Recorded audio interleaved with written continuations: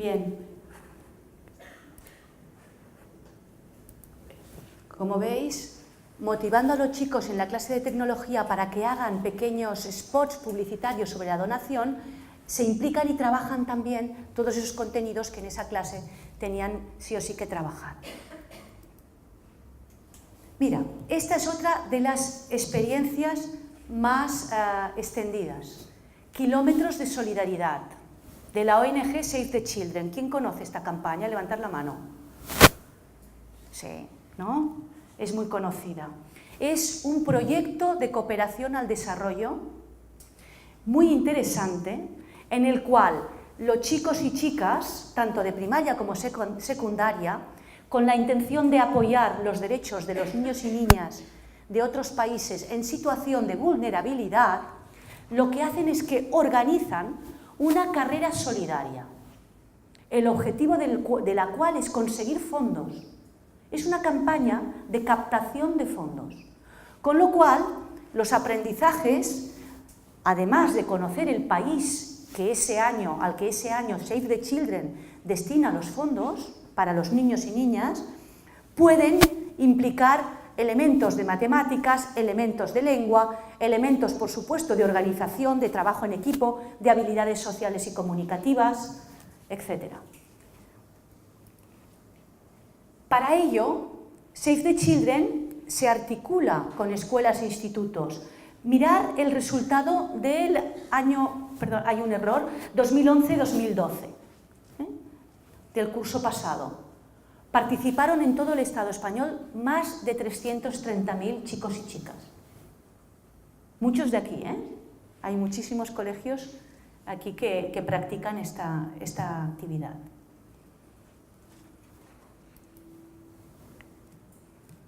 Vamos a una experiencia de PQPI, creo que aquí le llamáis igual. ¿Sí? Muy bien. Bueno, pues esta experiencia es una experiencia artística con chicos y chicas de la especialidad de pintura del PQPI. Para los compañeros que no son del país que están en la sala, les digo que PQPI es una estrategia de formación profesional inicial para chicos y chicas que en su momento se apartaron un poco del sistema regular formal. Y es una manera de repescarlos para poderles ofrecer un camino de formación, en este caso de iniciación a alguna profesión. Esta es una experiencia de dos barrios. Bueno, uno de ellos es el mío, por tanto tengo un especial cariño. Es el barrio de Bellvitge, en Hospitalet de Llobregat. Al lado de Bellvitge hay otro barrio que se llama Gornal. Y el barrio de Bellvitge y el barrio de Gornal, aunque son barrios hermanos, incluso en algunos aspectos se parecen, tienen una línea divisoria que es el tren y hay una cierta estratificación social. La gente de Gornal va a las fiestas mayores de Bellvitge, pero la gente de Bellvitge no va a la fiesta mayor de Gornal. Hay una cierta separación. La escuela de Gornal es una escuela pequeñita que necesitaba un punto de alegría y de colorido en las paredes. Era un poco triste, un poco gris. El objetivo con esta experiencia es aprovechar a los chicos y chicas del PCPI de pintura para mejorar el aspecto de la escuela de Gornal y de paso del barrio, porque es un barrio un poquito estigmatizado. La acción de servicio, reparar, preparar y pintar las paredes inspirándose en la obra de Joan Miró, porque el instituto donde está este PCPI es el Instituto Joan Miró. Tiene sentido hacerlo así. Y los aprendizajes de estos chicos están sobre todo no solamente en desarrollar sus habilidades de futuros pintores, sino también, como ahora veréis en la película, en la relación interpersonal, en la comunicación, en las habilidades sociales en general y en la organización como equipo de trabajo. Para poder llevar a cabo esto, el instituto se articuló con la escuela Gornal, una escuela infantil, y con una asociación de artistas de la ciudad que se llama Urbart, que les asesoraron en todo el proceso.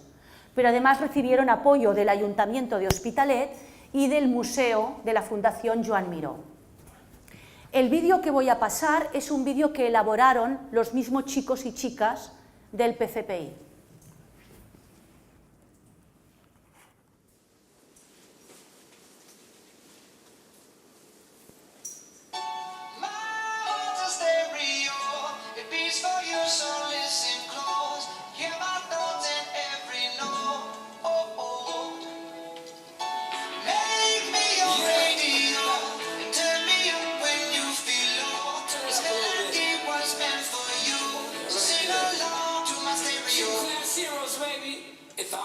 Another dusty record on the shelf. Would you blow me off and play me like everybody else? If I asked you to scratch my back, could you manage that? Then if me yeah, chicken trappy, I can handle that. Furthermore, I apologize for any skipping tracks. This is the last word, play me left a couple cracks. I used to, now I'm over that. Cause holding grudges over love is ancient artifacts. If I could only find a dude to make you understand, I sing it softly in the ear and grab you by the hands. Keep me stuck inside your head like your favorite tune. And know my heart's a stereo, the only place for you. My heart's a stereo, it beats for you, so listen close. Hear my thoughts in every note. Make me your radio, and turn me up when you feel low. This melody was meant for you, so sing along to my stereo.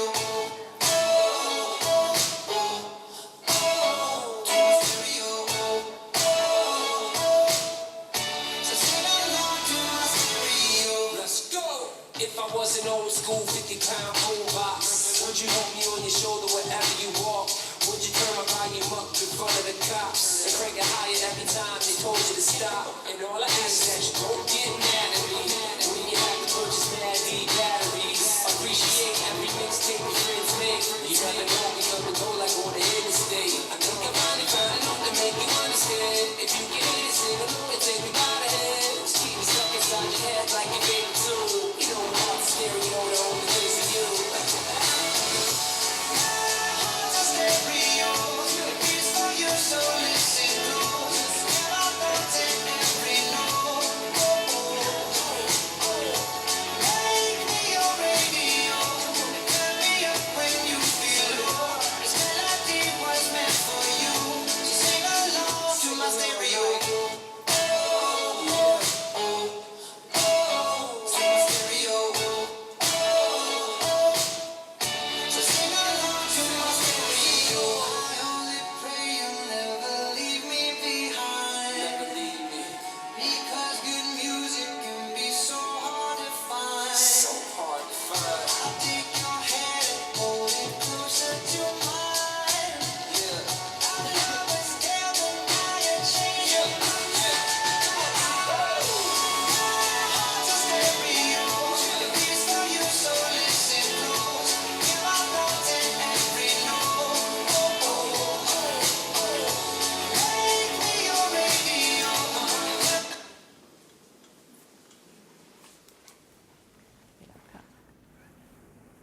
S'encalla una mica, però bueno, ja està.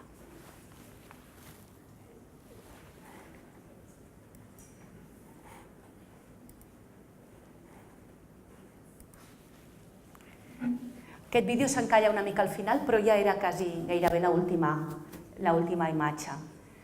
Bé, té gràcia que aquest vídeo, que si ho heu vist, està molt ben fet, la música és molt bonica, tot això ho han fet els nanos de PQPI. Chicos y chicas por los cuales muchas veces no se apuesta ni 5 céntimos. Y en cambio son capaces de hacer una obra de arte como esta, de implicarse fuertemente y de hacer un reportaje como el que acabamos de disfrutar. Bueno, esto es un proyecto también de colaboración entre la universidad y los institutos. En este caso, los receptores son los chicos y chicas de secundaria de los institutos. Y los que ofrecen el servicio son chicos y chicas que son estudiantes de dirección y administración de empresas. ¿Cuál es la finalidad, la necesidad social a la que atiende este proyecto? Mejorar la comunicación oral de los adolescentes. Mejorar esa comunicación oral. Entonces, ¿qué hacen estos chicos? Los chicos que estudian administración de empresas cursan un módulo de comunicación en público y luego preparan un taller para ayudar a los chicos y chicas de secundaria o bien a los jóvenes de entidades sociales en sus proyectos, en las exposiciones de sus proyectos, sean académicos o sean proyectos de otro tipo. Es bastante simple. Yo aprendo una cosa que te va a ser útil a ti y entonces comparto mis conocimientos contigo. Este es un dibujo de cómo se está desarrollando esto. Se hace en una escuela de negocios de SADE, de la Universidad Ramon Llull. El Ayuntamiento de Sant Cugat y la Delegación Territorial de Educación de la Generalitat contribuyen, porque les parece muy interesante esto, contribuyen animando a ver si se le puede dar difusión, y se inscriben institutos públicos de la ciudad de Sant Cugat, institutos de otras ciudades, como por ejemplo de Hospitalet de Llobregat, y entidades sociales y juveniles de la zona, siempre buscando que haya el máximo de utilidad. Voy a pasar una peliculilla que tiene la gracia siguiente. Esta película, lo digo porque algunos conocéis a los destinatarios, son dos estudiantes de dirección de empresas cuyo taller de expresión oral no fue a un instituto, sino que fue a Fundación Marianao, a los jóvenes de Fundación Marianao. Para los que conocéis Fundación Marianao, es una fundación social muy fuerte, con proyectos comunitarios de una gran solidez, y para todos, para unos estudiantes y para otros, el descubrimiento de lo que podían hacer cuando estaban juntos fue muy potente. De manera divertida, los dos alumnos, ninguno de los dos es español de origen. Olga es rusa y Cristian es venezolano.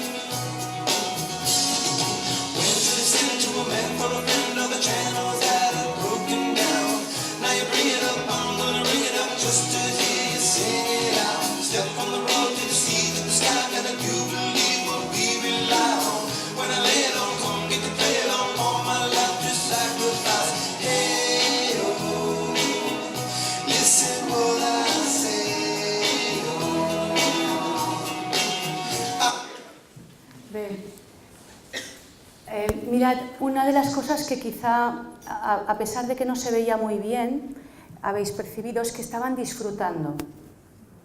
Los chicos y chicas, compartiendo lo que saben, se alimentan y disfrutan.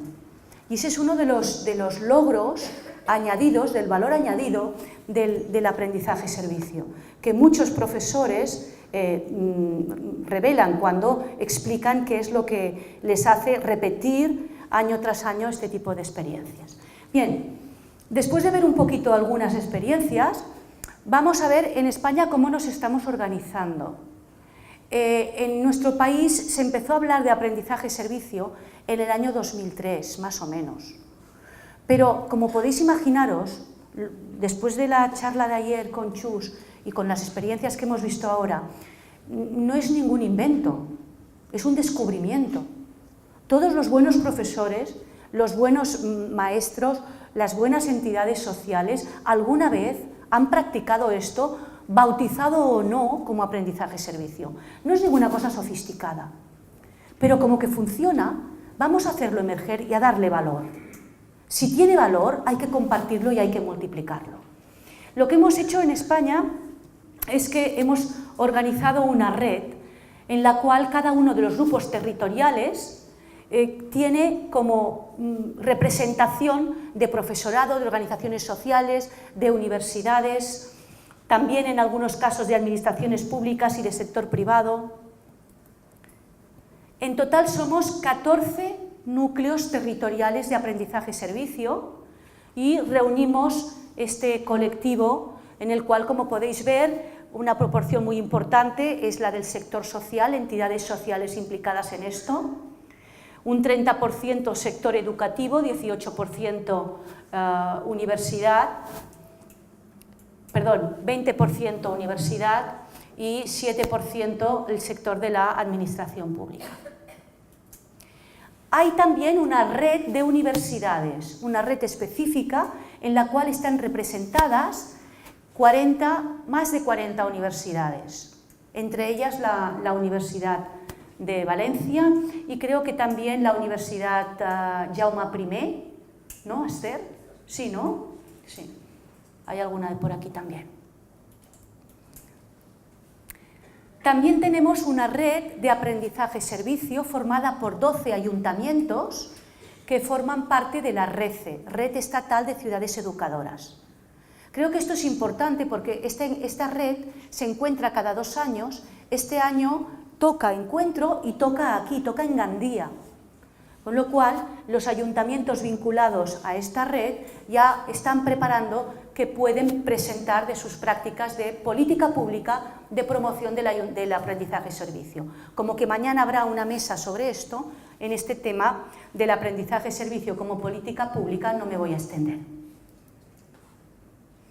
Hay otra red de centros de formación del profesorado que empezaron con un proyecto ARCE, un proyecto de intercambio del Ministerio de Educación, y a pesar de que congelaron los presupuestos, han decidido continuar. Son 4 centros de formación del profesorado, uno de ellos del CEFIRE, el CEFIRE de Valencia. Cosas que expresan en nuestro país cómo va calando poco a poco el aprendizaje-servicio. En el 2007 ya salió el concepto en el currículum de Educación para la Ciudadanía de la Generalitat de Cataluña. La Junta de Andalucía volvió a reproducir el concepto en el Programa Operativo de Educación para el Desarrollo. Como cosa importante, ahora veremos el texto en concreto, el Estatuto del Estudiante Universitario, que tiene categoría de Real Decreto, también menciona el aprendizaje-servicio y luego hay cantidad de disposiciones, órdenes, convocatorias, subvenciones oficiales en las que se hace referencia al tema. Mirad el texto concreto del Real Decreto del Estatuto del Estudiante Universitario. Dice: las universidades favorecerán prácticas de responsabilidad social y ciudadana que combinen aprendizajes académicos en las diferentes titulaciones con prestación de servicio a la comunidad. orientado a la mejora de la calidad de vida y la inclusión social. Esto es aprendizaje-servicio. Lo que está diciendo el Real Decreto, sin obligar a las universidades a hacerlo, es: deberías hacerlo, universidad, porque esto es bueno, deberías hacerlo. Deberías ofrecerlo a los estudiantes en sus planes de estudio. Otro tipo de impactos. En este momento hay 2 gobiernos autónomos, Navarra y Cataluña, que se están planteando, esperemos que de manera reflexiva y sin prisas, porque con prisas las cosas ya sabéis que no salen bien, el extenderlo a la educación obligatoria, al estilo de lo que han hecho en Holanda y en algún otro país. En el sector del voluntariado, la plataforma del voluntariado en su plan estratégico incluye el aprendizaje-servicio como metodología que ayuda a los estudiantes a conocer las entidades de voluntariado. Pues sí, por eso también les interesa a la plataforma del voluntariado. O, por ejemplo, otro impacto diferente, pero también muy relevante, es el del programa Reincorpora. Para aquellos que no lo conocéis, el programa Reincorpora es un programa de formación profesional, ocupacional, diríamos, para presos que están a punto de salir de la prisión.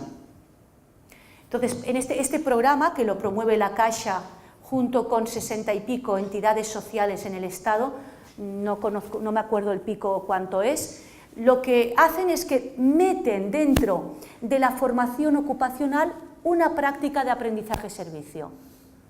De tal manera que durante el curso pasado desarrollaron 132 proyectos de aprendizaje-servicio. Un ejemplo puede ser el de los presos, creo que era en Oviedo, pero ahora no estoy segura, que estudiando en formación ocupacional soldadura, su práctica de aprendizaje-servicio fue contribuir con la comisión de fiestas del barrio cercano a la prisión a montar la carroza de la fiesta mayor.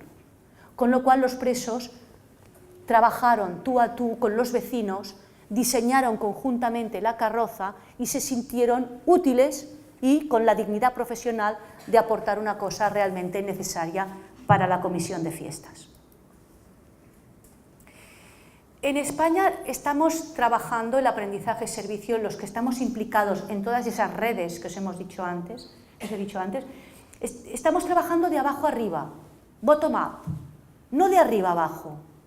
Eso quiere decir partir de una base territorial, que puede ser la comunidad autónoma, la región, la comarca, la ciudad. Partir de la idea de que mejor en cada territorio, en cada unidad, ser diversos, que no solo sea una cosa del profesorado o no solo sea una cosa de la universidad, sino intentar compartir entre todos este tipo de prácticas. Y al mismo tiempo favorecer el intercambio entre territorios y entre redes. Respetarse cada territorio, cada red, pero al mismo tiempo no aislarnos los unos de los otros, porque juntos sumamos y multiplicamos resultados.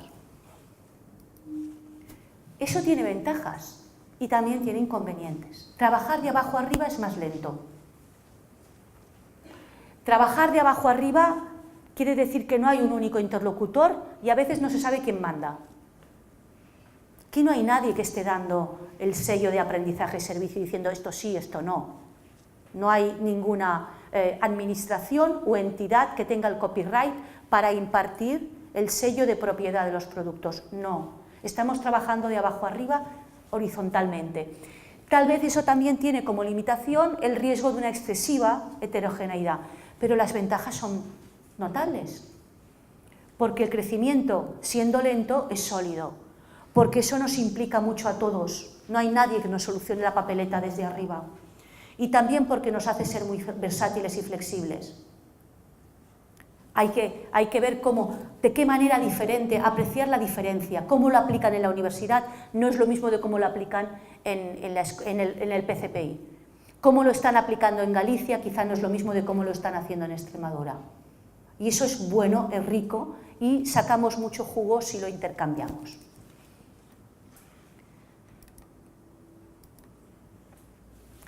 A modo de conclusiones, y si queréis abrimos un poquito de diálogo,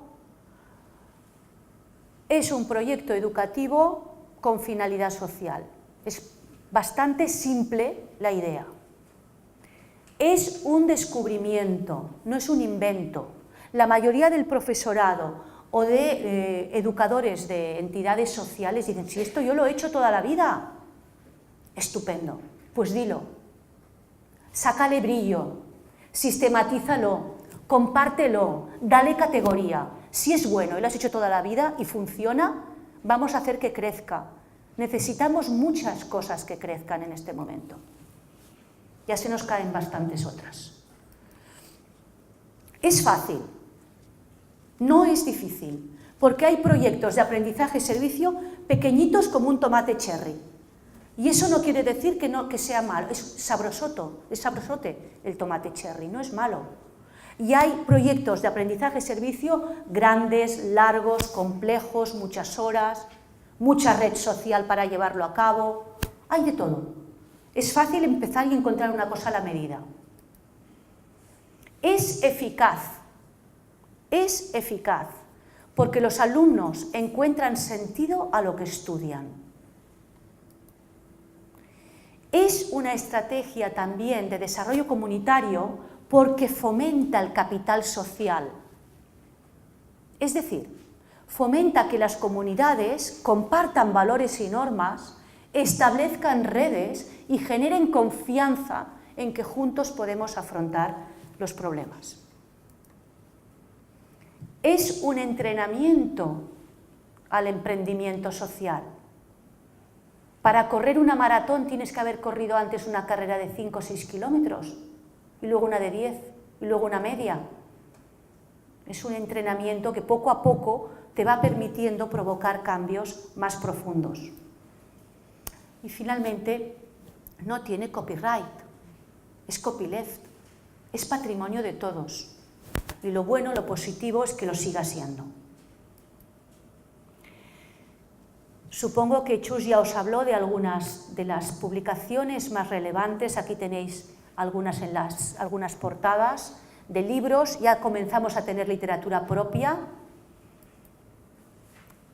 También de guías prácticas que compartimos toda la red española de aprendizaje-servicio. Hay ya en el Estado español muchas webs, pero yo no me cansaré de recomendar la web de CLAIS en Argentina, clais.org.ar. Es muy buena web, como lo es también NYLC, era la institución americana que promovía aquel proyecto de prevención de accidentes, o servicelearning.org, que es un centro de recursos estadounidenses muy consolidado, que además tiene alguna cosita, poquita, pero alguna en español para alumnos hispanos y padres y madres hispanos. Toda esta gente estamos convencidos que con el aprendizaje-servicio podemos perseguir esta finalidad de la educación, formar ciudadanos competentes, capaces de transformar el mundo, como nos animaba Adela Cortina. Porque si no, ¿para qué sirve la educación? Muchas gracias.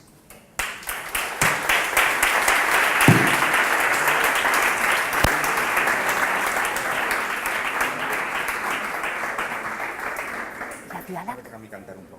Vale. Hola. Ara tenim uns minuts per a fer alguna pregunta en plenari, però en seguida anem a fer la digestió dels continguts d'ara. Ho anem a fer en grups més reduïts perquè permet que la gent parli més i poder elaborar un poc més i revisar el que hem escoltat en aquesta última hora. Però ara, no obstant, tenim uns minuts per a que si algú té algun dubte, alguna qüestió, alguna opinió, és el moment de fer-ho. Per allí, doncs... Vaig a prendre el micro, que si no se sentirà.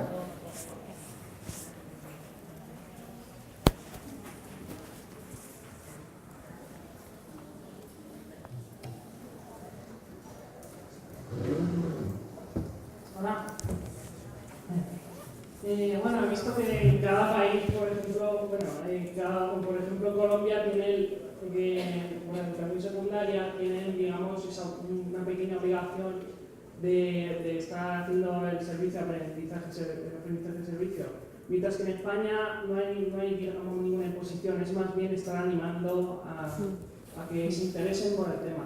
Me preguntaba si sería bueno homogeneizar, digamos, el tema del aprendizaje-servicio, digamos, poniendo unas reglas conjuntas, digamos, algo a seguir, como remar todos para la misma posición.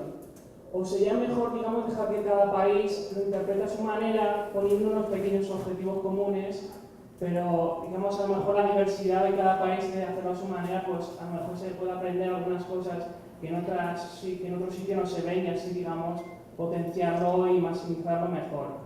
Pero por otro lado, si todos siguiesen un camino, una forma de verlo, pues a lo mejor se vería donde van mejor, pues se podría aprender de ellos, porque como todos se ven, todos van por el mismo camino y ves dónde se van mejor y dónde lo hacen, digamos, a lo mejor no se ve tan bien, pues se podría ver, digamos, si es mejor la diversidad o es mejor ir comuna hacia un lado. Es una buena pregunta para que la conteste alguna otra persona del público, antes de que yo diga nada. Porque creo que es una pregunta abierta que puede interesar a mucha gente. Igual hay personas que tienen opinión ya sobre esto.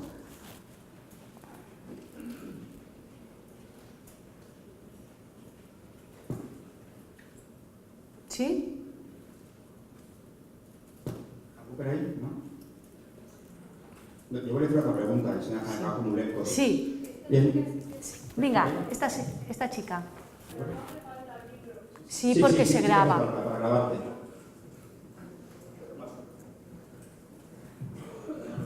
Gracias.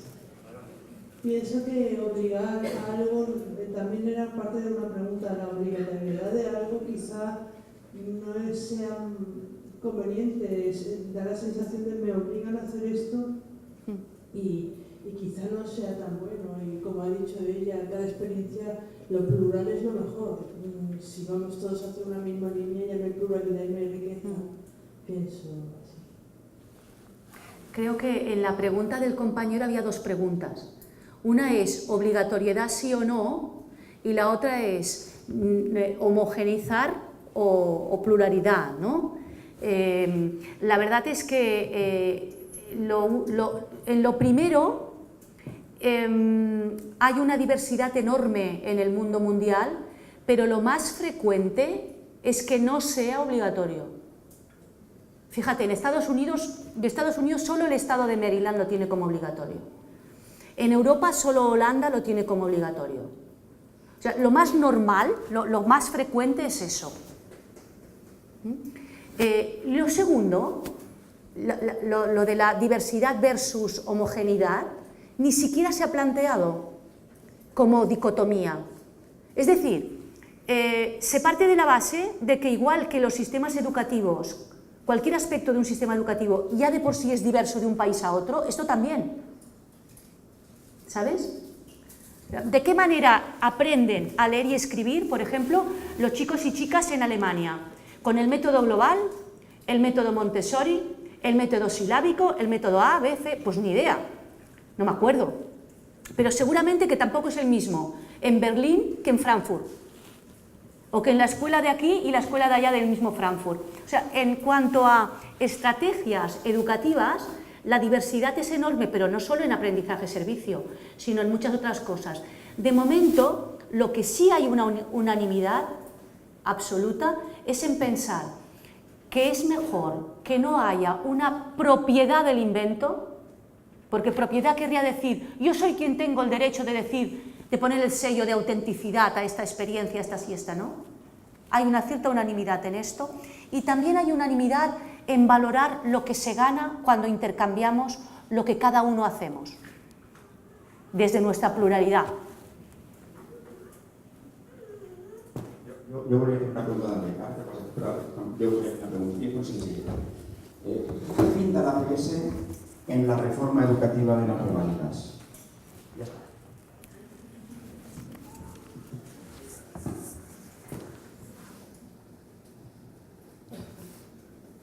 Yo estoy educada en empezar a... Ah, vale. Tira. No, per una banda s'ha opinat que caldria l'obligatorietat, podem dir. Però si et fixes en les experiències docents al llarg del període democràtic així, moltes experiències d'aprenentatge i serveis s'han fet als centres educatius al nostre territori. Jo soc treballador de formació d'adults, s'han fet moltes experiències, però moltes experiències d'aquestes que s'han fet d'aprenentatge i servei d'una manera, diguem, enriquidora. En un moment, conforme ha anat passant el temps, aquestes experiències han anat, crec que han anat disminuint paulatinament, perquè no han estat incloses mai en cap currículum, no hi ha hagut ninguna situació d'obligatorietat. Aleshores, moltes persones que han llançat iniciatives a qualsevol centre docent, moltes vegades s'han trobat amb la falta, diguem, de recolzament de tot un equip, de treball, de tal, i aquestes coses han anat diluint-se i morint a poc, perquè tampoc ningú les ha contemplat des de les administracions, com a coses vàlides. Clar, el que dius és exactament el problema principal que té que això sigui a l'atzar, que ho puguis fer o no ho puguis fer. Ho acabes de descriure perfecte, és el gran inconvenient que té això. Jo abans li contestava al company dient que la situació més freqüent arreu del món, la més freqüent, no he dit la més òptima, he dit la més freqüent, és que no sigui obligatori. Ara bé, jo ara us dono la meva opinió personal, és purament personal i jo no tinc per què tenir la raó de tot. Seria interessant conèixer l'opinió d'altres persones. És una pregunta a fer-li als altres ponents, també, perquè així tindreu una mica de joc. Jo no estic en contra de l'obligatorietat si l'obligatorietat ve després d'una etapa i d'un procés de maduració de les coses. Perquè quan un país decideix que el país està prou madur com perquè això sigui bo, que és el cas d'Holanda, per què no? Per què no? A Holanda, quan ho van posar obligatori, l'Adrian Bonk, un dels impulsors d'això des de les organitzacions socials, ens explicava que s'havia detectat que un 80% de les escoles ja ho feia. Saps? És a dir, el que jo no tinc clar és que a tot arreu sigui bo, en tot moment, posar-ho obligatori. Ara, quan una cosa està madura, quan hi ha un desig, quan és bonic, quan tothom està convençut, donar-li una carta de naturalesa més elevada i ajudar a que això tingui més visibilitat social, això em sembla fantàstic. És una opinió personal i puc estar equivocada. Ara, imagina't, també, si aquí tinguéssim, per exemple, la gent de Colòmbia, t'explicaria que, esclar, a ells l'obligatorietat els hi va arribar sense recursos, sense mitjans, sense estructurar com ho podrien fer, sense formació tampoc pel professorat. I molts diuen, bueno, en molts llocs va anar molt bé, perquè la gent s'hi va posar, i altres llocs es va devaluar ràpidament. I trobarien a faltar aquesta aposta per, si ho fem obligatori, posem recursos per fer-ho.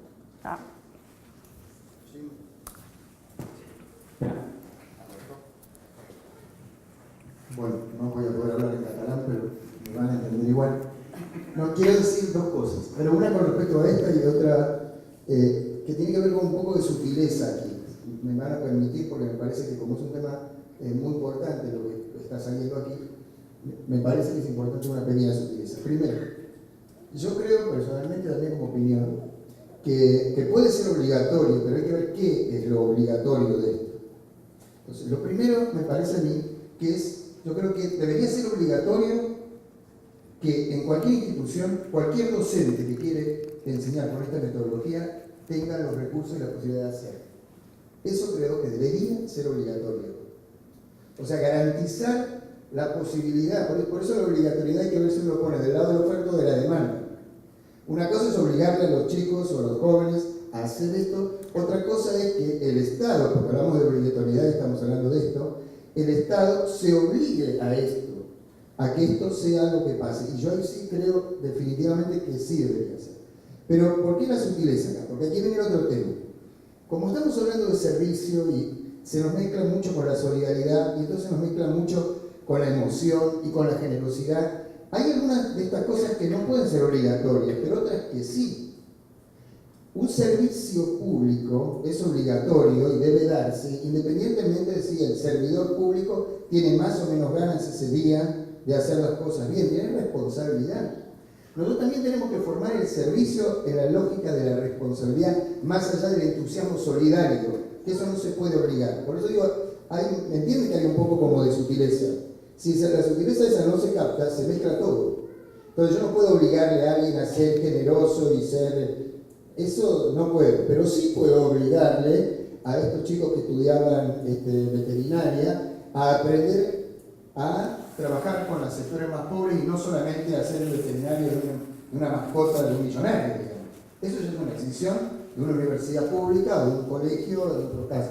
Me parece que ahí hay que precisar un poco y entender el sentido de la obligatoriedad. Porque si no se mezcla todo y se nos mezcla...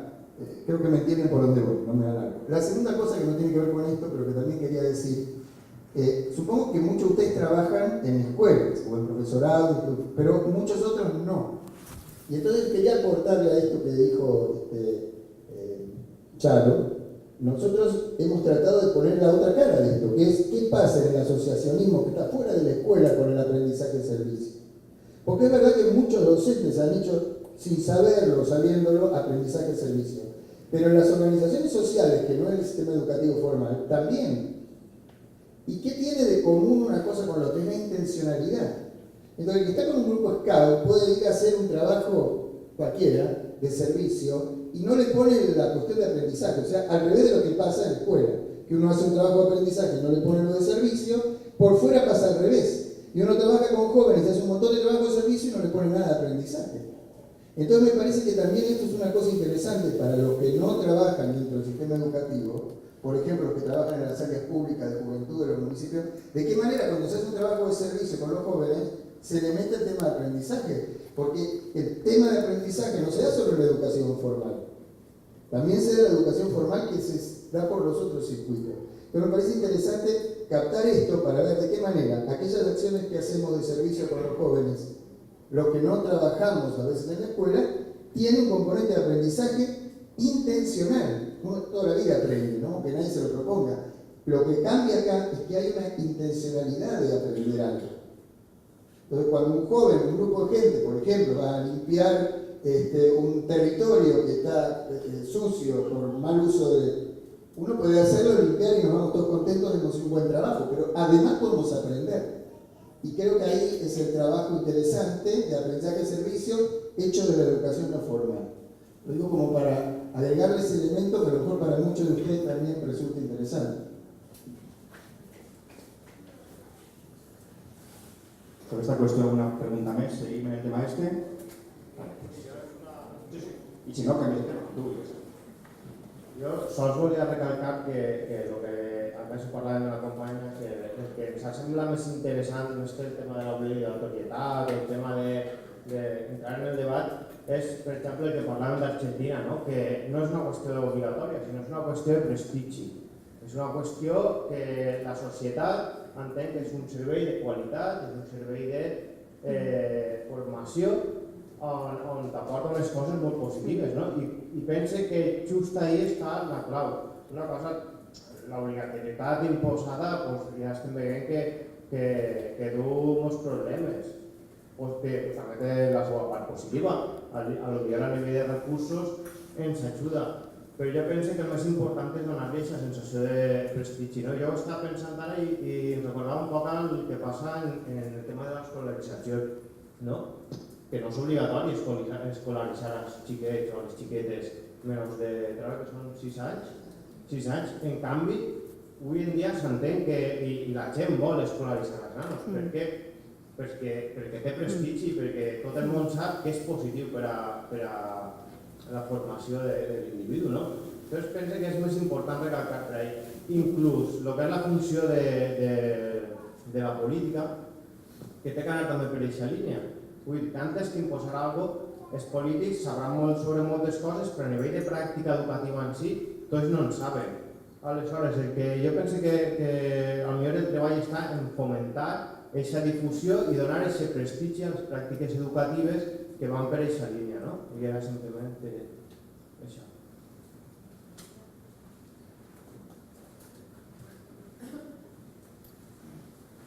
un mes. José, ¿puedes decir alguna cosa? I te recordo la pregunta que queda ahí guardada. Sí. La pregunta que has fet abans de la revàlida no la sé respondre. Perdoneu, No sé què, no sabria què dir-te. Algú té alguna idea? Ah, mira, sí, oi, que bé. Tu eres molt lista.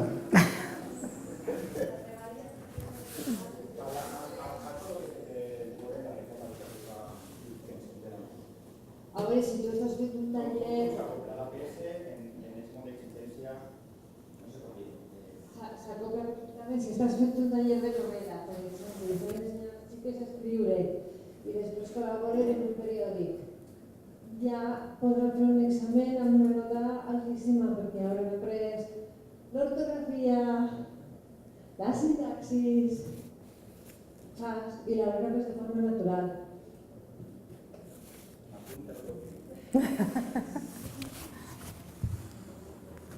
Me quedo més tranquil. Pero señora, no sé si tiene otra pregunta. Hola, yo no estoy de acuerdo en lo que ha dit la companya. Jo crec que el tema de les revàlides el que fa és que el professorat no vulgui implicar-se en projectes i perquè, a més, aquestes revàlides, i ara s'ha publicat aquesta setmana, els pares tenen que ser les dades, els resultats de les revàlides han de publicar-se, en la qual cosa poden haver centres en uns resultats o amb uns altres resultats, i això encara va a potenciar més que el professorat se centre en treballar els continguts i no en posar en marxa aquest tipus d'aprenentatges. Y después, por lo que decía el señor de Argentina, Alberto, estoy de acuerdo contigo en que hay que tener recursos, ¿vale? Pero que tampoco nos tiene que frenar en no tenerlos, porque como decía Rosé, con un tomate cherry, con un poco de ilusión o de pasión que tengamos el conjunto de profesores, pues siempre podemos hacer algo. Es decir, que por una banda estic d'acord amb el que tu dius, però jo crec que això no ens ha de llevar la il·lusió per transformar l'educació. Hi ha més cosetes aquí. Ahora, el último mensaje de Javi y luego tornemos a la compañera. Volviendo al tema de la reválida, yo creo que en el fondo esto no cambia nada la realidad actual, porque no tenemos reválida, pero tenemos una selectividad. Y la selectividad lo único que cuenta es la nota que sacas en el examen. Por lo tanto, al margen de reválidas o al margen de selectividades, si hay un profesor ilusionado en llevar adelante el APS, se puede llevar al margen de lo que los políticos decidan que debe ser el sistema educativo.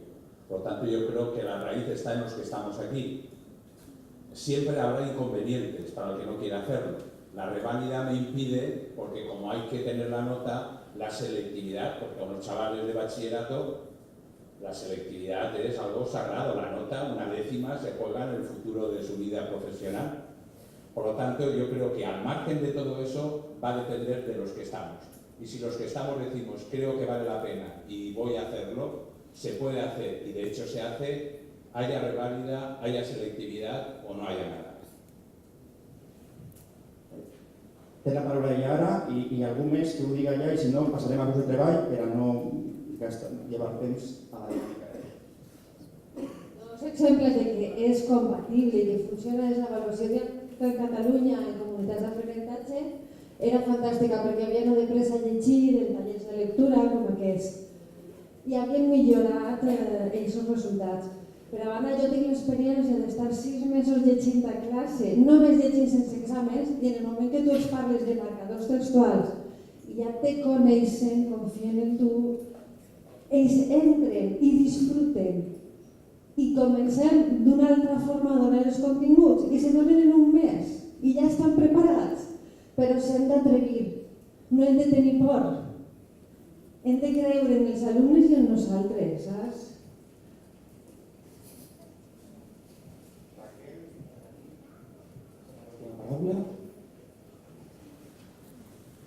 jo estic d'acord amb tu, i a més crec, i també en Javier, en tots, però és que a més crec que si ho fan mitjanament de manera raonable, les proves que volen fer, les avaluacions, hauran de ser competencials. I si han de ser competencials, haurem de començar a utilitzar metodologies didàctiques en consonància amb això. I l'ABS obri un context real, un repte real i un aprenentatge real en un entorn complex. I si ens acostumem a estar i seguir una metodologia, doncs confiem que les avaluacions que volen establir, si és que no s'escapen d'aquest model, siguin coherents en el que està en aquests moments en el món. Si són competencials, l'ABS més competencial no pot ser. Rosa, una última paraula, si no, anem als grups, que hem de fer una dinàmica rapideta, però l'hem de fer els grups. Jo aprofito les persones que han parlat per dir a la resta de companys de la sala que aquí teniu que jo vegi, 4 membres del grup d'aprenentatge Servei de València, que són la Raquel, que acaba de parlar, l'Helena, que està al seu costat, el Javier Torregrosa, que també ha parlat al fons. Javier, fes així, sisplau. L'Ester Escoda, també. El Javier està en un col·legi, l'Ester està a la universitat, la Raquel està al CEFIDE de València, l'Helena Guzmán està en entitats socials, i això és la riquesa del grup d'aprenentatge Servei de València, i em quedo curta perquè hi ha molta més gent, tots ells diversos. Amb aquesta diversitat estem empaitant l'aprenentatge Servei a València i a la resta de l'Estat. Gràcies.